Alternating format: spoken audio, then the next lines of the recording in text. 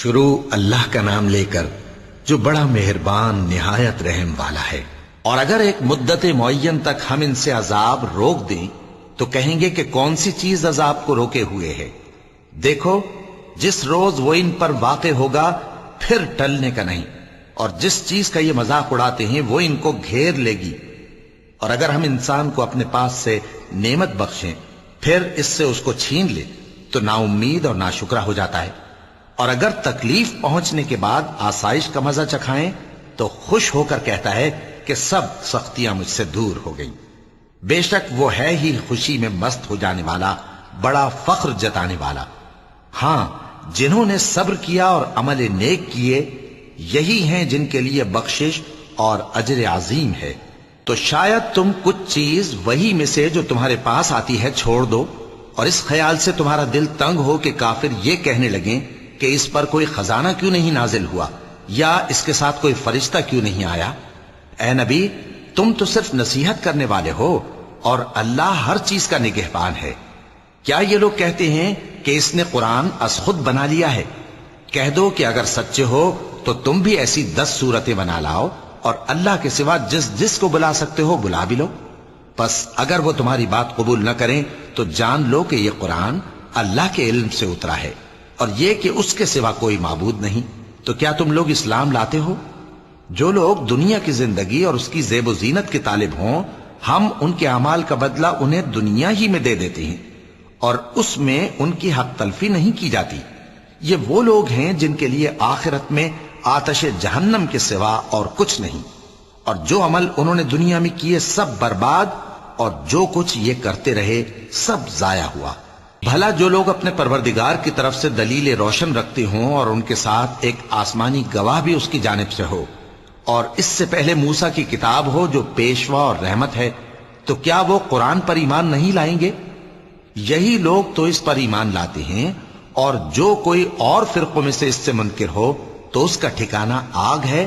تو تم اس قرآن سے شک میں نہ ہونا، یہ تمہارے پروردگار کی طرف سے حق ہے، لیکن اکثر لوگ ایمان نہیں لاتے۔ اور اس سے بڑھ کر ظالم کون ہوگا جو اللہ پر جھوٹ باندھے؟ ایسے لوگ اپنے رب کے سامنے پیش کیے جائیں گے اور گواہ کہیں گے کہ یہی لوگ ہیں جنہوں نے اپنے پروردگار پر جھوٹ بولا تھا۔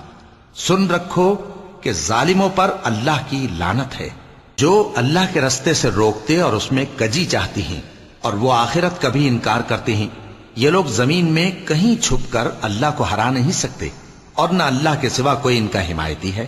اے پیغمبر، ان کو دگنا عذاب دیا جائے گا، کیونکہ یہ شدت کفر سے تمہاری بات نہیں سن سکتے تھے اور نہ تم کو دیکھ سکتے تھے۔ یہی ہیں جنہوں نے اپنے آپ کو خسارے میں ڈالا، اور جو کچھ یہ افترا کیا کرتے تھے ان سے جاتا رہا۔ بلا شبہ یہ لوگ آخرت میں سب سے زیادہ نقصان پانے والے ہیں۔ جو لوگ ایمان لائے اور عمل نیک کیے اور اپنے پروردگار کے آگے عاجزی کی، یہی صاحب جنت ہیں، ہمیشہ اس میں رہیں گے۔ دونوں فریقوں یعنی کافر و مومن کی مثال ایسی ہے جیسے ایک اندھا بہرا ہو اور ایک دیکھتا سنتا۔ بھلا دونوں کا حال یکساں ہو سکتا ہے؟ پھر تم سوچتے کیوں نہیں؟ اور ہم نے نوح کو ان کی قوم کی طرف بھیجا تو انہوں نے ان سے کہا کہ میں تم کو کھول کھول کر ڈر سنانے اور یہ پیغام پہنچانے آیا ہوں کہ اللہ کے سوا کسی کی عبادت نہ کرو، مجھے تمہاری نسبت دردناک عذاب کا خوف ہے۔ تو ان کی قوم کے سردار جو کافر تھے کہنے لگے کہ ہم تم کو اپنے ہی جیسا ایک آدمی دیکھتے ہیں، اور یہ بھی دیکھتے ہیں کہ تمہارے پیرو وہی لوگ ہوئے ہیں جو ہم میں ادنا درجے کے ہیں، اور وہ بھی سطحی رائے سے، اور ہم تم میں اپنے اوپر کسی طرح کی فضیلت نہیں دیکھتے بلکہ تمہیں جھوٹا خیال کرتے ہیں۔ فرمایا کہ اے قوم، دیکھو تو اگر میں اپنے پروردگار کی طرف سے دلیل روشن رکھتا ہوں اور اس نے مجھے اپنے ہاں سے رحمت بخشی ہو جس کی حقیقت تم سے پوشیدہ ہو گئی ہے، تو کیا ہم اس کے لیے تمہیں مجبور کر سکتے ہیں جبکہ تم اس سے ناخوش ہو؟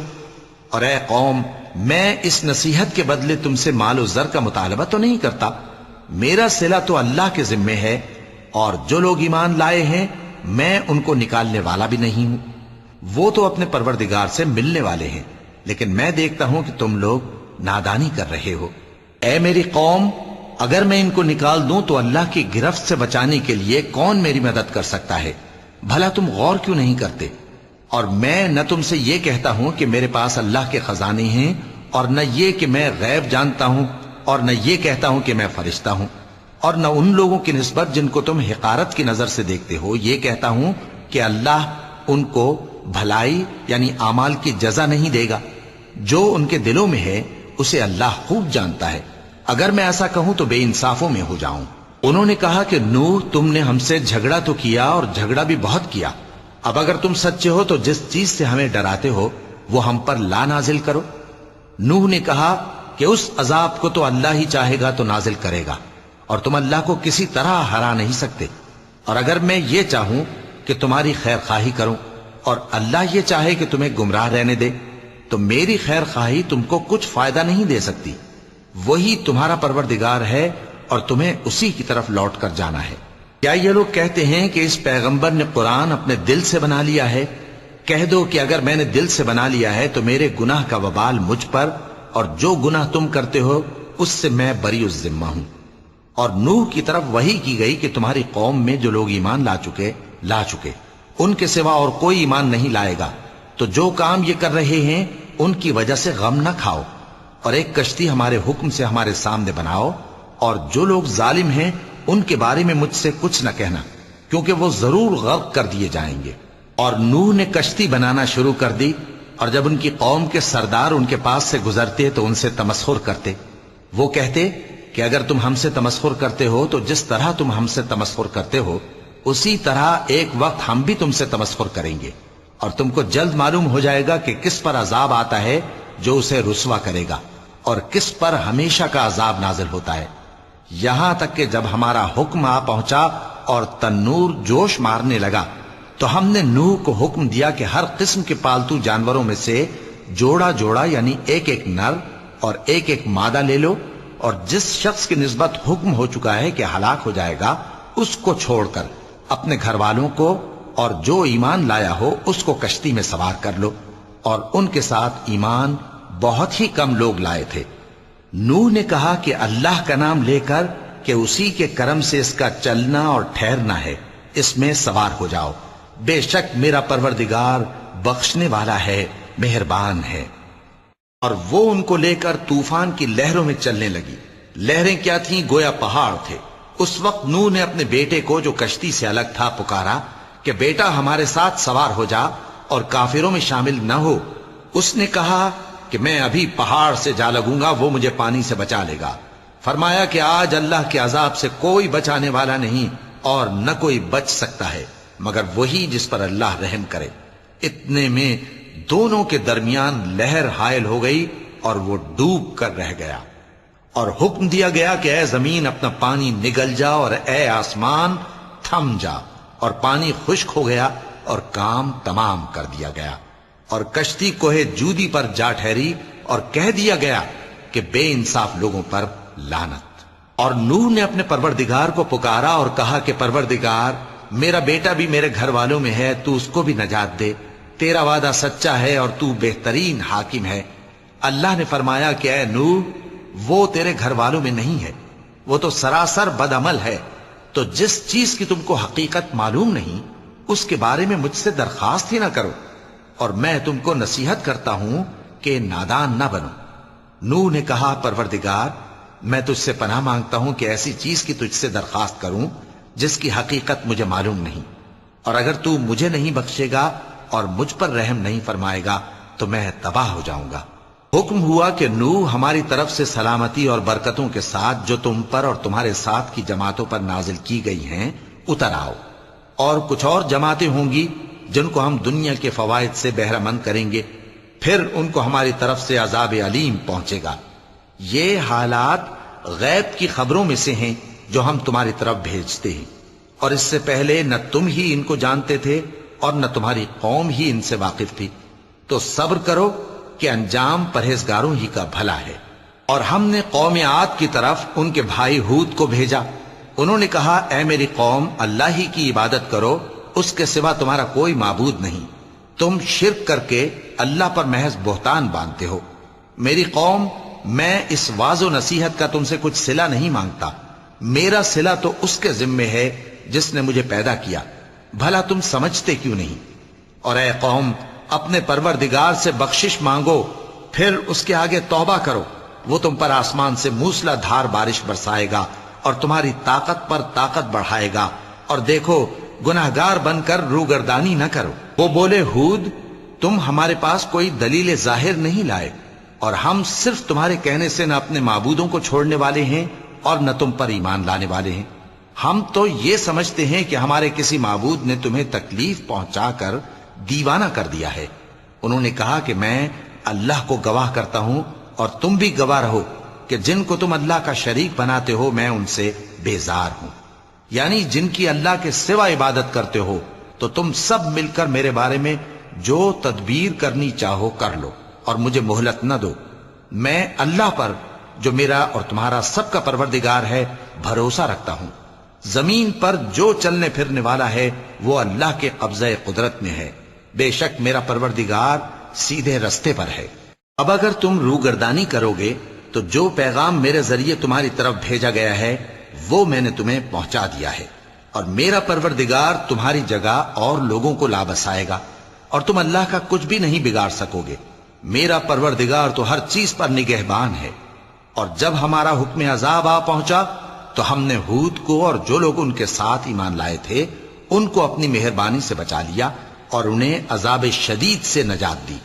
یہ وہی قوم عاد ہے جس نے اللہ کی نشانیوں سے انکار کیا اور اس کے پیغمبروں کی نافرمانی کی اور ہر سرکش و متکبر کا کہا مانا، اور اس دنیا میں بھی لعنت ان کے پیچھے لگی رہی اور قیامت کے دن بھی لگی رہے گی۔ دیکھو قوم عاد نے اپنے پروردگار سے کفر کیا، اور سن رکھو قوم عاد پر پھٹکار ہے جو ہود کی قوم تھی۔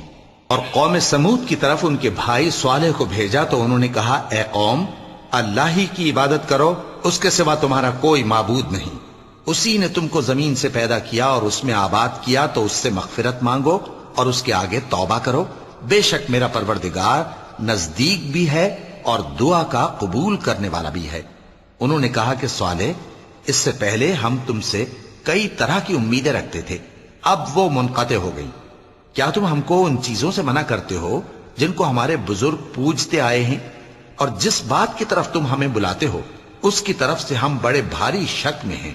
صالح نے کہا اے میری قوم بھلا دیکھو تو اگر میں اپنے پروردگار کی طرف سے کھلی دلیل پر ہوں اور اس نے مجھے اپنے ہاتھ سے نبوت کی نعمت بخشی ہو، تو اگر میں اللہ کی نافرمانی کروں تو اس کے سامنے میری کون مدد کرے گا؟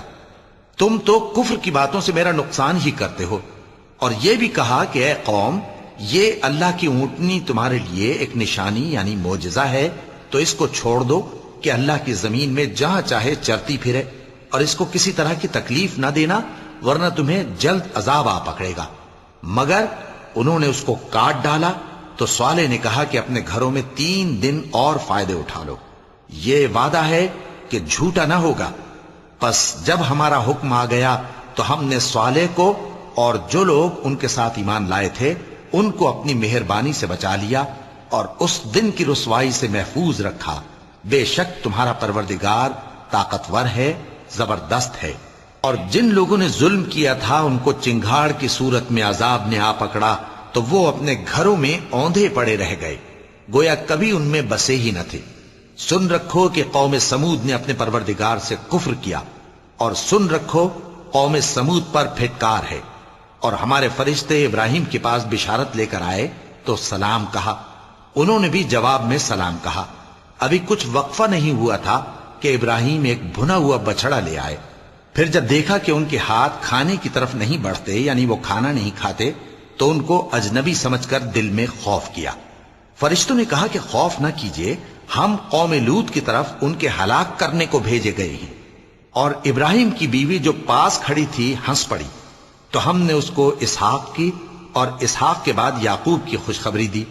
اس نے کہا اے میرے بچہ ہوگا، میں تو بڑھیا ہوں اور یہ میرے میاں بھی بوڑھے ہیں، یہ تو بڑی عجیب بات ہے۔ انہوں نے کہا کیا تم اللہ کی قدرت سے تعجب کرتی ہو؟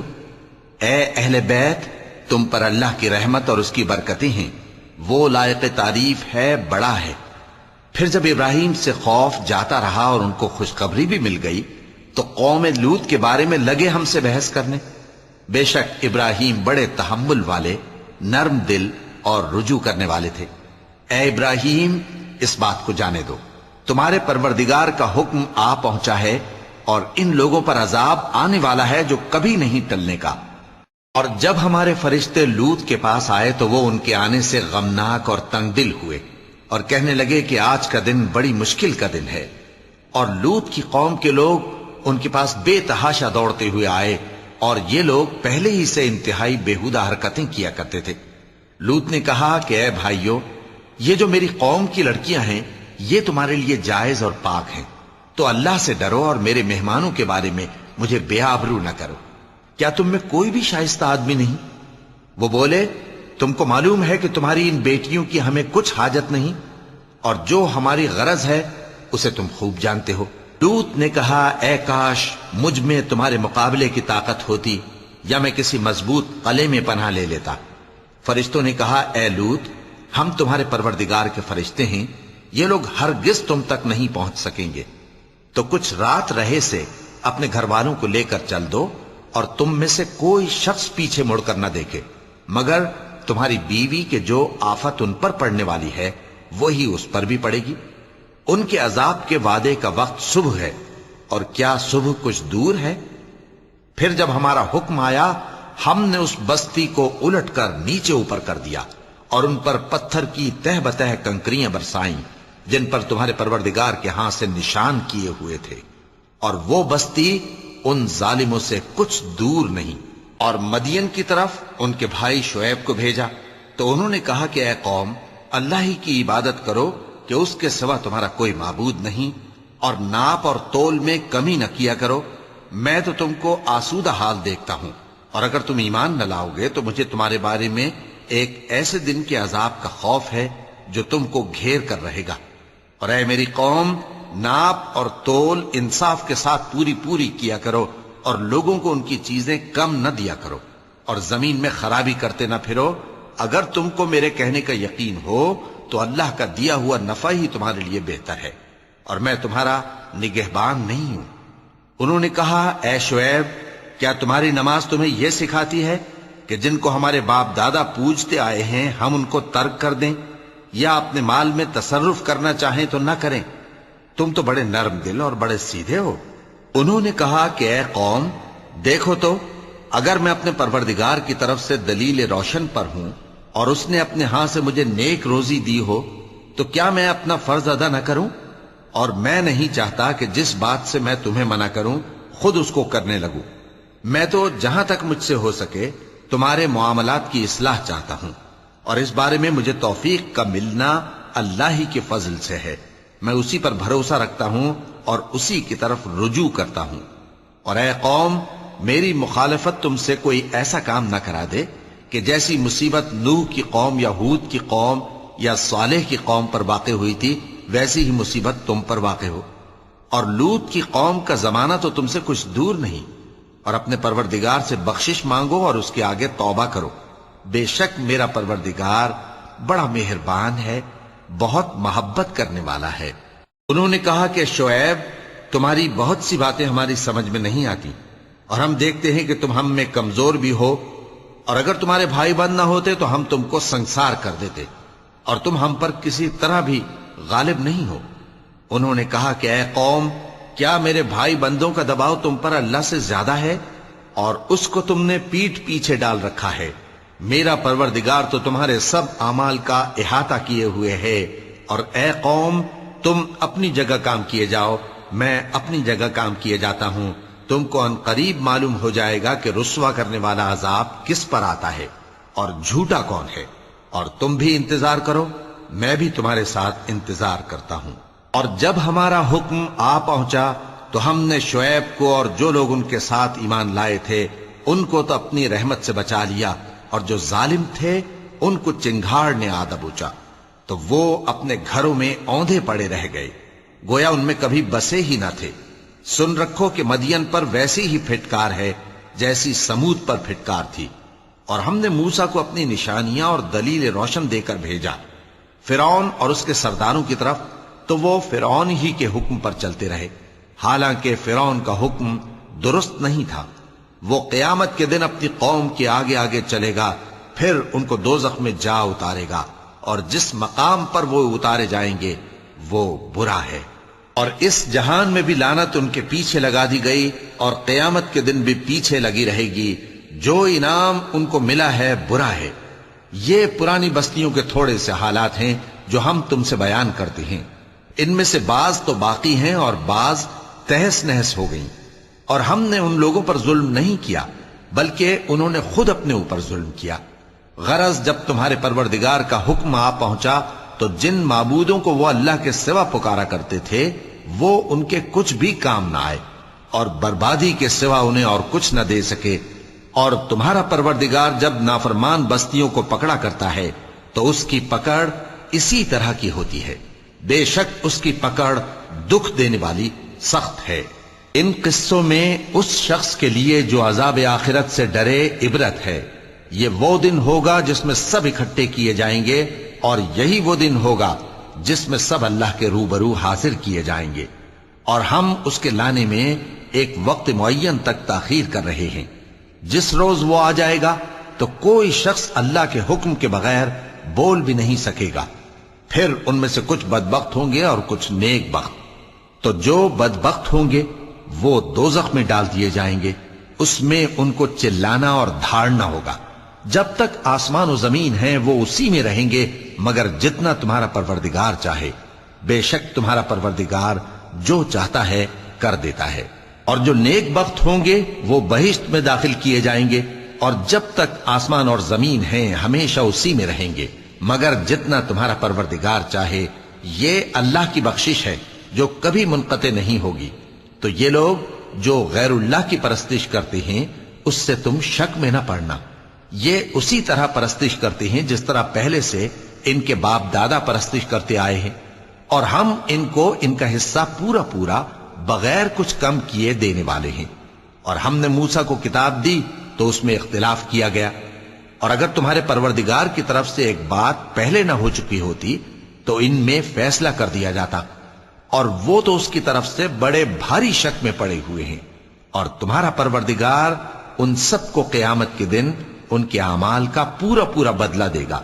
بے شک جو عمل یہ کرتے ہیں وہ اس سے واقف ہے۔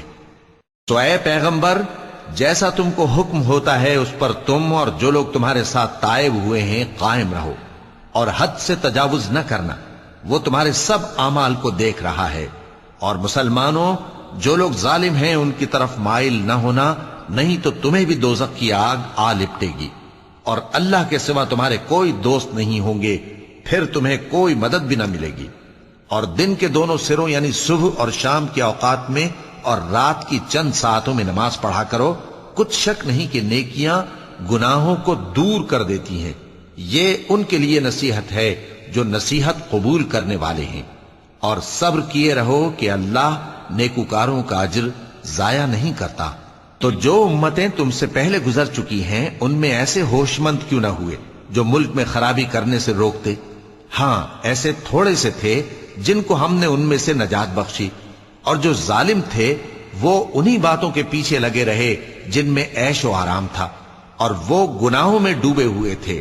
اور تمہارا پروردگار ایسا نہیں ہے کہ بستیوں کو جبکہ وہاں کے باشندے نیکوکار ہوں از راہ ظلم تباہ کر دے۔ اور اگر تمہارا پروردگار چاہتا تو تمام لوگوں کو ایک ہی جماعت کر دیتا، اور وہ برابر اختلاف کرتے رہیں گے، مگر جن پر تمہارا پروردگار رحم فرمائے۔ اور اسی لیے اس نے ان کو پیدا کیا ہے، اور تمہارے پروردگار کا قول پورا ہو گیا کہ میں دوزخ کو جنوں اور انسانوں سب سے بھر دوں گا۔ اور اے نبی اور پیغمبروں کے وہ سب حالات جو ہم تم سے بیان کرتے ہیں ان سے ہم تمہارے دل کو جمائے رکھتے ہیں، اور ان حالات میں تمہارے پاس حق پہنچ گیا، اور یہ مومنوں کے لیے نصیحت اور عبرت ہے۔ اور جو لوگ ایمان نہیں لائے ان سے کہہ دو کہ تم اپنی جگہ عمل کیے جاؤ، ہم اپنی جگہ عمل کیے جاتے ہیں، اور نتیجہ اعمال کا تم بھی انتظار کرو، ہم بھی انتظار کرتے ہیں۔ اور آسمانوں اور زمین کی چھپی چیزوں کا علم اللہ ہی کو ہے، اور تمام معاملات اسی کی طرف رجوع کیے جائیں گے، تو اسی کی عبادت کرو اور اسی پر بھروسہ رکھو۔ اور جو کچھ تم لوگ کر رہے ہو تمہارا پروردگار اس سے بے خبر نہیں۔ شروع اللہ کا نام لے کر جو بڑا مہربان نہایت رحم والا ہے۔ الف لام را، یہ کتاب روشن کی آیتیں ہیں. ہم نے اس قرآن کو عربی میں نازل کیا ہے تاکہ تم لوگ سمجھ سکو. اے پیغمبر، ہم اس قرآن کے ذریعے سے جو ہم نے تمہاری طرف بھیجا ہے تمہیں ایک نہایت اچھا قصہ سناتے ہیں، اور تم اس سے پہلے بے خبر تھے. جب یوسف نے اپنے والد سے کہا کہ ابا، میں نے خواب میں 11 ستاروں اور سورج اور چاند کو دیکھا ہے، دیکھتا کیا ہوں کہ وہ مجھے سجدہ کر رہے ہیں. انہوں نے کہا کہ بیٹا، اپنے خواب کا ذکر اپنے بھائیوں سے نہ کرنا، نہیں تو وہ تمہارے حق میں کوئی چال چلیں گے. کچھ شک نہیں کہ شیطان انسان کا کھلا دشمن ہے، اور اسی طرح اللہ تمہیں برگزیدہ و ممتاز کرے گا اور خواب کی باتوں کی تعبیر کا علم سکھائے گا. اور جس طرح اس نے اپنی نعمت پہلے تمہارے دادا پر دادا ابراہیم اور اسحاق پر پوری کی تھی، اسی طرح تم پر اور اولاد یعقوب پر پوری کرے گا. بے شک تمہارا پروردگار سب کچھ جاننے والا ہے، حکمت والا ہے. ہاں، یوسف اور ان کے بھائیوں کے قصے میں پوچھنے والوں کے لیے بہت سی نشانیاں ہیں. جب انہوں نے آپس میں تذکرہ کیا کہ یوسف اور اس کا بھائی ابا کو ہم سے زیادہ پیارے ہیں، حالانکہ ہم جماعت کی جماعت ہیں، کچھ شک نہیں کہ ابا کھلی غلطی پر ہیں.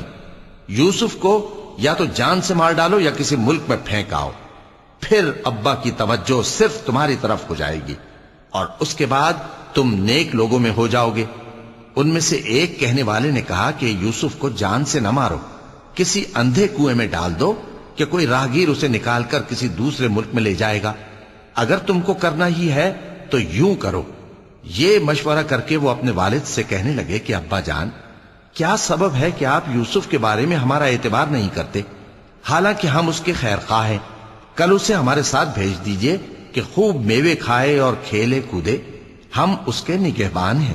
انہوں نے کہا کہ یہ امر مجھے غمناک کیے دیتا ہے کہ تم اسے لے جاؤ، یعنی وہ مجھ سے جدا ہو جائے، اور مجھے یہ بھی خوف ہے کہ تم کھیل میں اس سے غافل ہو جاؤ اور اسے بھیڑیا کھا جائے.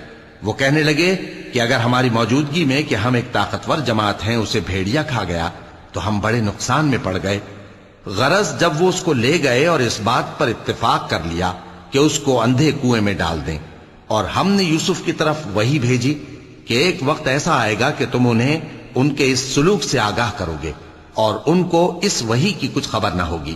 اور یہ حرکت کر کے وہ رات کے وقت باپ کے پاس روتے ہوئے آئے، کہنے لگے کہ ابا جان، ہم تو دوڑنے اور ایک دوسرے سے آگے نکلنے میں مصروف ہو گئے اور یوسف کو اپنے اسباب کے پاس چھوڑ گئے تو اسے بھیڑیا کھا گیا، اور آپ ہماری بات کو گو ہم سچ ہی کہتے ہیں باور نہیں کریں گے.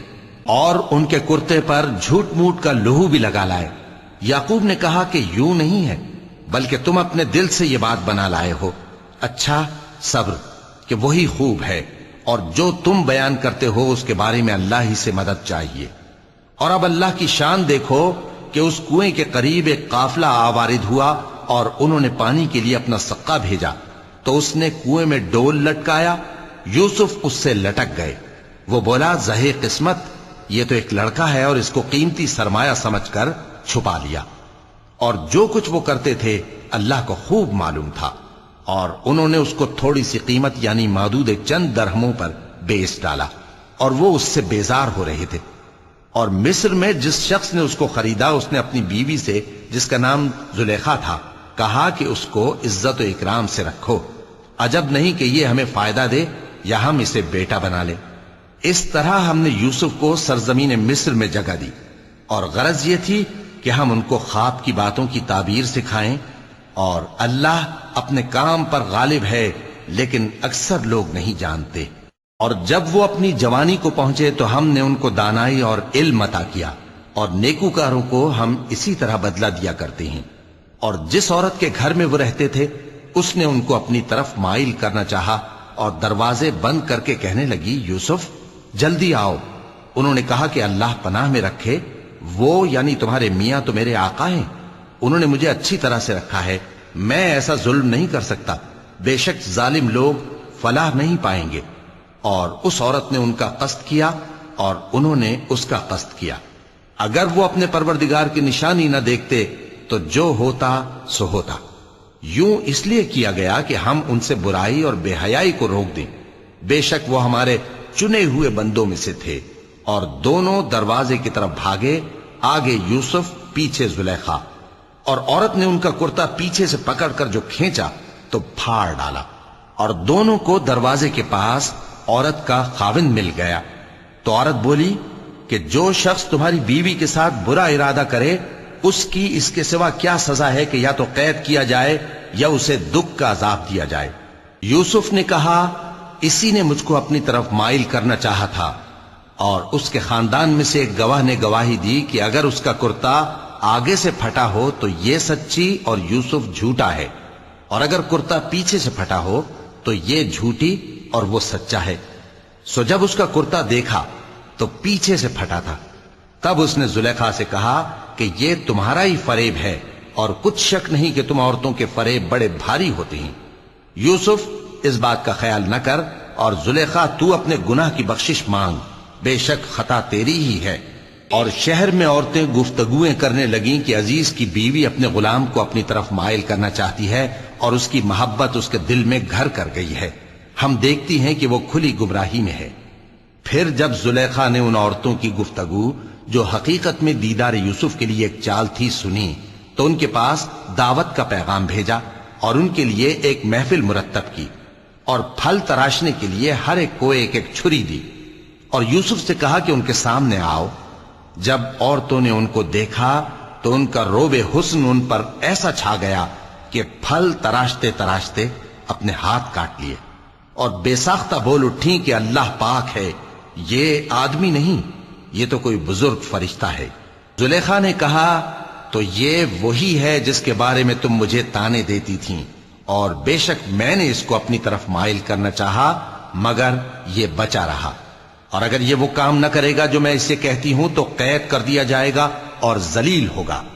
یوسف نے دعا کی کہ پروردگار جس کام کی طرف یہ مجھے بلاتی ہیں اس کی نسبت مجھے قید پسند ہے، اور اگر تو مجھ سے ان کے فریب کو نہ ہٹائے گا تو میں ان کی طرف مائل ہو جاؤں گا اور نادانوں میں سے ہو جاؤں گا۔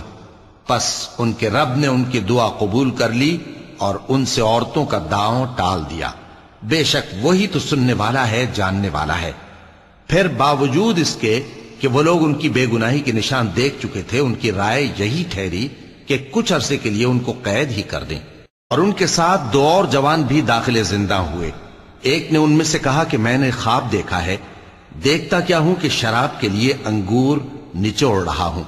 دوسرے نے کہا کہ میں نے بھی خواب دیکھا ہے، میں یہ دیکھتا ہوں کہ اپنے سر پر روٹیاں اٹھائے ہوئے ہوں اور پرندے ان میں سے کھا رہے ہیں، تو ہمیں ان کی تعبیر بتا دیجئے کہ ہم تمہیں نیکوکار دیکھتے ہیں۔ یوسف نے کہا کہ جو کھانا تم کو ملنے والا ہے وہ آنے نہیں پائے گا کہ میں اس سے پہلے تم کو اس کی تعبیر بتا دوں گا۔ یہ ان باتوں میں سے ہے جو میرے پروردگار نے مجھے سکھائی ہیں۔ جو لوگ اللہ پر ایمان نہیں لاتے اور آخرت کا انکار کرتے ہیں، میں نے ان کا مذہب چھوڑ دیا ہے، اور میں اپنے باپ دادا ابراہیم اور اسحاق اور یعقوب کے مذہب پر چلتا ہوں۔ ہمیں شایع نہیں ہے کہ کسی چیز کو اللہ کے ساتھ شریک بنائیں، یہ اللہ کا فضل ہے ہم پر بھی اور لوگوں پر بھی، لیکن اکثر لوگ شکر نہیں کرتے۔ اے میرے قید خانے کے رفیقو، بھلا کئی جدا جدا آقا اچھے یا اللہ جو اکیلا ہے سب پر غالب ہے؟ جن چیزوں کی تم اللہ کے سوا پرستش کرتے ہو وہ صرف نام ہی نام ہیں جو تم نے اور تمہارے باپ دادا نے رکھ لیے ہیں، اللہ نے ان کی کوئی سند نازل نہیں کی۔ سن رکھو کہ اللہ کے سوا کسی کی حکومت نہیں ہے، اس نے ارشاد فرمایا ہے کہ اس کے سوا کسی کی عبادت نہ کرو، یہی سیدھا دین ہے، لیکن اکثر لوگ نہیں جانتے۔ اے میرے قید خانے کے رفیقو، تم میں سے ایک جو پہلا خواب بیان کرنے والا ہے وہ تو اپنے آقا کو شراب پلایا کرے گا، اور جو دوسرا ہے وہ سولی دیا جائے گا، اور پرندے اس کا سر نوچ کھائیں گے۔ جو بات تم مجھ سے پوچھتے تھے وہ فیصل ہو چکی ہے۔ اور ان دونوں میں سے جس کی نسبت یوسف نے خیال کیا کہ وہ رہائی پا جائے گا، اس سے کہا کہ اپنے آقا سے میرا ذکر بھی کر دینا۔ پھر شیطان نے اسے ان کا اپنے آقا سے ذکر کرنا بھلا دیا، اور یوسف کئی برس قید خانے ہی میں رہے۔ اور بادشاہ نے کہا کہ میں نے خواب دیکھا ہے، دیکھتا کیا ہوں کہ 7 موٹی گائیں ہیں جن کو 7 دبلی گائیں کھا رہی ہیں، اور 7 خوشے سبز ہیں اور 7 خشک۔ اے درباریو، اگر تم خوابوں کی تعبیر دے سکتے ہو تو مجھے میرے خواب کی تعبیر بتاؤ۔ انہوں نے کہا یہ خواب تو پریشان خیالی سے ہیں، اور ہمیں ایسے خوابوں کی تعبیر نہیں آتی، اور وہ شخص جو دونوں قیدیوں میں سے رہائی پا گیا تھا اور جسے مدت کے بعد وہ بات یاد آ گئی، بول اٹھا کہ میں آپ کو اس کی تعبیر لا بتاتا ہوں، مجھے قید خانے جانے کی اجازت دیجیے۔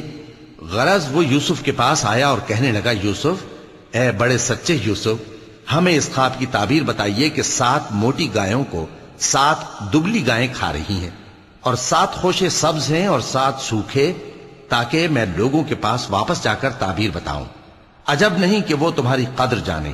انہوں نے کہا کہ تم لوگ 7 سال متواتر کھیتی کرتے رہو گے، تو جو غلہ کاٹو تو تھوڑے سے غلے کے سوا جو کھانے میں آئے باقی کو خوشوں میں ہی رہنے دینا۔ پھر اس کے بعد خشک سالی کے 7 سخت سال آئیں گے کہ جو غلہ تم نے جمع کر رکھا ہوگا وہ سب کو کھا جائیں گے، صرف وہی تھوڑا سا رہ جائے گا جو تم احتیاط سے رکھ چھوڑو گے۔